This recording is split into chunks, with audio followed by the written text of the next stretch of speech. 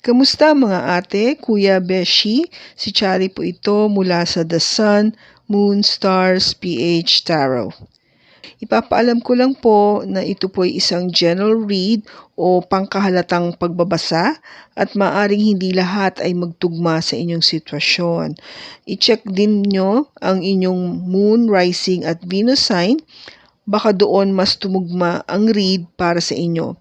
At kung ang mensahe ay tama sa inyo, paki-like lang po at mag-subscribe kung hindi pa ninyo ito ginagawa. Okay, mag-umpisa na po tayo.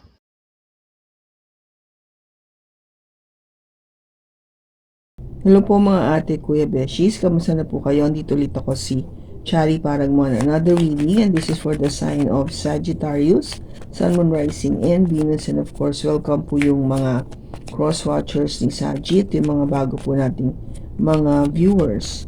Tignan po natin ngayon kung ano yung mensahe para sa'yo, Sagitt, at yung kung ano yung bagay na hindi mo na nakikitang parating.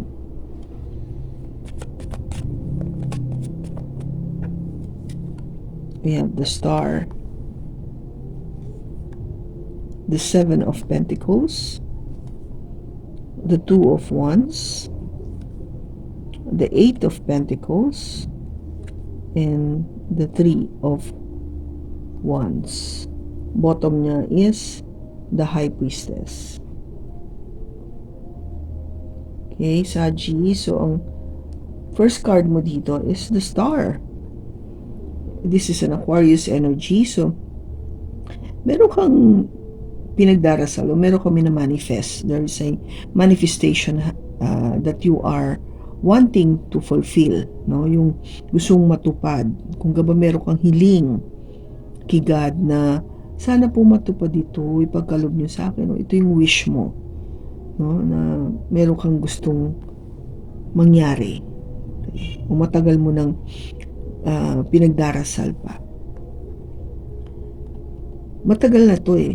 Seven of Pentacles. Matagal mo na tong pinag-iisipan o iniintay. Ibig sabihin, hindi lang buwan o taon na yung talagang iniisip mo about this. Yung wini-wish mong ito, whatever this is. And you keep, yung andun yung eagerness to move forward with this wish na mag-come true. Kung ba parang you are in a way waiting for it na sana nga ito na yon na tipong tama yung pinag-intay-intay ko. Okay? And you are willing to work on it, no? Gusto mong pagtrabahuhan ito ng maigi, no? Talagang willing ka to really give all your time and effort for this work. It could be a job or it could be something to do with yung opportunity or it could be love, no? Yung kasi marami, very general yung parang nakikita ko rito eh, but it's really up to you, Saji, kung ano man yung iniisip mong to. But nakikita ko towards the reading is you are talagang waiting for it to happen. Iniintay mo with the Three of Wands, waiting na dumating na ito o mangyari na ito sa'yo. Kung ano man itong iniintay mong to na mangyari, you have your intuition to guide you, Saji. No? Kung ano man ito. Sabi ko nga, it could be love, work, career, money, business, no, whatever, travel, whatever. Your intuition will tell you exactly what you should feel or do about this. Kasi hindi lang siya mukhang simpleng wish eh. Kasi taon nang iniintay mo na eh. No? You've been very patient about it. Really looking forward dito sa wish come true na to. And okay lang, no? For you, you're working very hard for it. Pinagtatrabahuhan mo itong maigi. Maybe you wanted to buy a property, a house or something, a car, or isang, maybe, I don't know, alahas or something na talagang gustong-gusto mo. It has to be something that you really, really love to have. No, kasi talagang, yep, this is what I want. Tignan natin kung ano yung sinasabi dito? O sasabihin pa? We have the Two of Pentacles, the Page of Swords, the Ace of Swords, the Queen of Pentacles, and the Queen of Wands. Bottom niya is the Tower.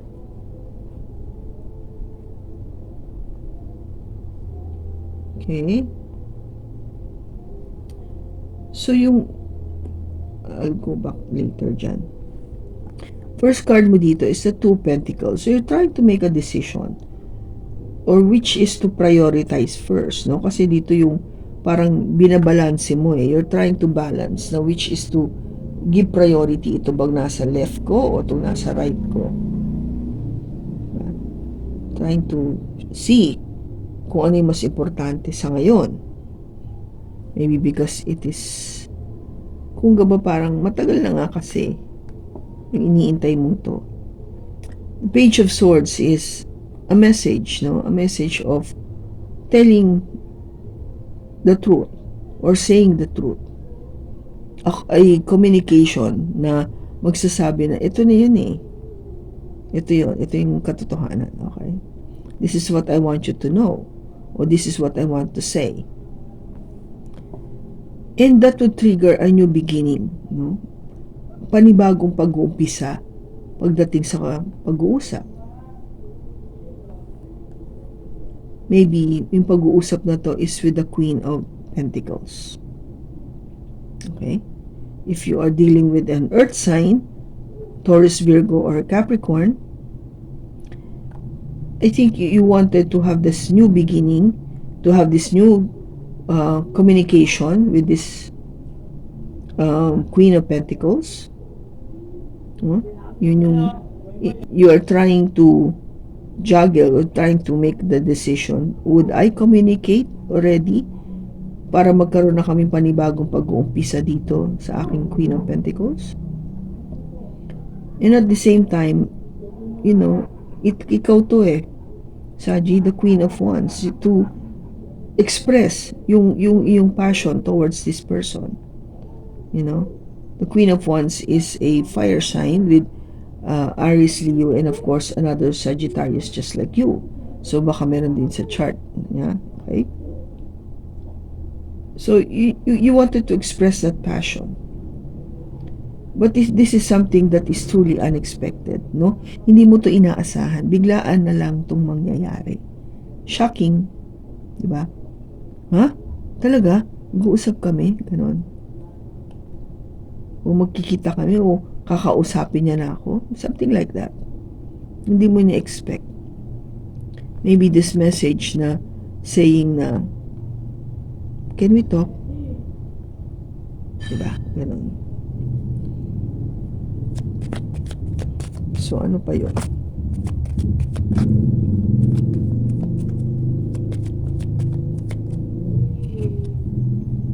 We have the Magician, the Five of Cups, the Page of Pentacles, the Ace of Wands, and the Death. Bottom niya is the Eight of Cups. Okay, Saji. So, yung card mo dito is the Magician. You are manifesting something, no? There is this manifestation na nangyayari. Kaya, siguro nga, when it comes to making decision, it's quite difficult kasi you started with having that wish. You wanted to see kung ano yung paano mo ito gagawin, no? And you continuously doing your manifestation. Kaso nga, nangyayari is, ito yung feeling na baka magkaroon ka ng regrets. If you need, kung ba parang, kasi matagal na ito, tapos nagkaroon ng message dito na mag-usap kayo, baka ma-regret mo lang.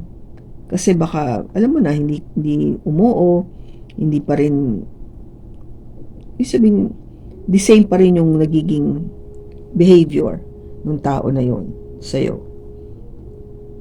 But there is another message here coming in with the Page of Pentacles. Maybe what you need is to make a very solid offer. No, yung pag-uusap o yung message na to, hindi lang mag-usap, kung hindi, meron ka ring sinasabi na, can I make an offer? Diba? Yung pag-uusap, itong new beginning is requiring you, this new beginning, yung pagsasabi ng katotohanan, this Ace of Swords, is requiring you to not just say the truth, but also to make an offer. A very simple offer that is something that is tangible. O kung ba parang mag-usap tayo kasi ganito, ganyan, pero ito yung mau-offer ko sa'yo ngayon. Yung parang ganun ang dating. Now, that would trigger, again, a new beginning. The Ace of Wands. So you have two aces here. The Ace of Wands would trigger again that passion, yung init, yung fire within the relationship.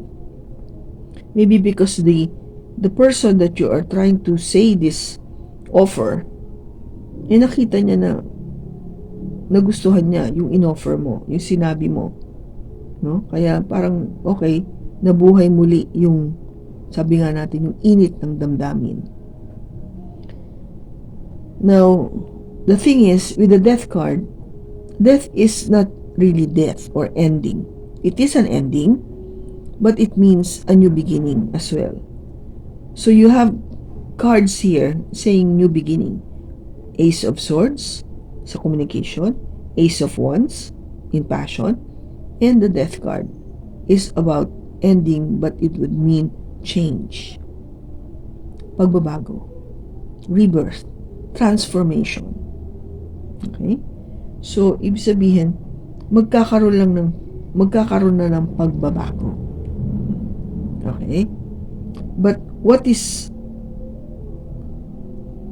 something that I would really be thinking about is this card, the Eight of Cups. Kasi yung card na to is really heading towards what you wanted. Or you might be leaving, turning your back and leave. Pwede kasing talikuran mo to o para umalis na lang.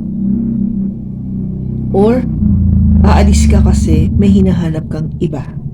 Okay? May hinahanap kang iba. You're trying to search for something else. Something that is not before. I think you're looking for something else that is new, yung bago. Kaya nga, naghahanap ka ng transformation. Maybe, kung dati, if you had a relationship with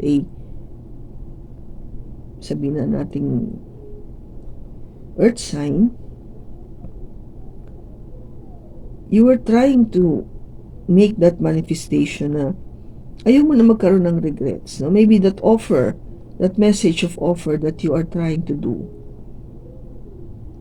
is something na baka hindi yun yung ina-expect din ng person mo. It could be na nag-trigger siya ng new beginning, or it could be na hindi yun ina-expect ng person mo. This new beginning is something to do with you per se, no?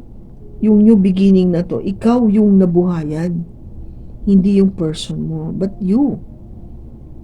Yung in-offer, maybe this person offered you something also. Hindi lang ikaw, no? Hindi lang ikaw yung nagsalita, kundi pati siya. But it triggered something new sa'yo to a point na, no, I want something different. I want something different. Gusto ko ng iba. Saji. I think that is what you're trying to tell dito sa cards na to. Kaya, wala namang sama doon. You have all the rights to choose exactly what you want. Kung saan ka magiging masaya. Kung saan ka makakahanap ng panibagong pag-uumpisa, ng passion. This is you. You know, to express your passion. To express yourself. To really be who you are. No? Like this queen of wands. No? Tamo kung gano'n siyang kasaya and just, chilling out. Wala siyang pake sa paligid niya. Very confident. That's you, Sagittarius. Wala kang inaano, kung ba parang, who cares? Yung ganong attitude. Okay lang. Kasi kung dun ka mas, may yung alam mo yung, mas luluwag yung damdamin mo, mas mag-clear yung isipan mo. And the most important thing is you will feel happy. Go and find it, no? Go and find that new, whatever new that you're looking for.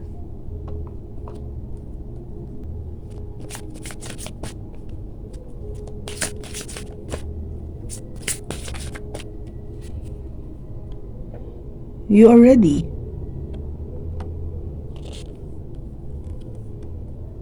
Perfect timing. Recovery. Okay, so Saji, dito pa lang sinasabi na ni Angel, handa ka na eh. No? Handa ka na. Handa ka na dito.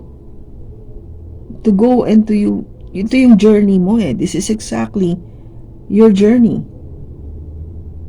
Go and find and go to your journey, no? Pagpatuloy mo yung journey mo. You're ready. Handa ka na eh. And it's a perfect timing for you to do it. Just do it. Kasi ito yung phase na magre-recover ka na eh. You have recovered, no? Yung recovery period, ito na yon. I think that would mean, kaya nga may new beginning ka eh, no? And that would transform everything, mababago. Lahat, magkakaroon ng change. And I think that is what you've been searching for. Or you wanted to, parang to experience in your journey, in your life's journey. Okay? Not necessarily parang leaving it behind, but yun yung gusto mong ma-experience. That's what this is what I'm feeling about, no? Yung nararamdaman ko dito. So, I hope kung kanino mang Sagito na energy, no, nakakatulong sa'yo. So, let me check, sorry about that. Ano yung timing dito? Kailan ito po nangyayari? It says, distract yourself from the waiting game. So, don't wait. It will just happen. Mangyayari lang siya talaga. Wag mong pag-isipan yung oras. Just do your regular work, no, every day. Kita mo, ayan na. And happiness, yes. I am aware that being happy means that I am on the right path. Yeah. Diba? Kaya nga may recovery period. You'll be happier. Mas masaya ka. And that is exactly what you wanted, no? Maging masaya ka naman. Diba? I told you itong energy, diba? Who cares? Diba saya niya? Diba? Yung Queen of Wands. Ikaw yan eh. So, just do it. Don't hold back anymore. No? Kung anong man yung bagay before na maybe stopping you, ngayon na, this is the perfect time. See? Perfect timing. Okay? So, maraming salamat kung sino mang energy itong nakuha natin ngayon, Saji. Sana nakatulong ito ng malaki sa'yo. At yung pagsama mo sa akin sa pagbasa na to, maraming salamat din. Sa susunod po muli, ingat ka and God bless.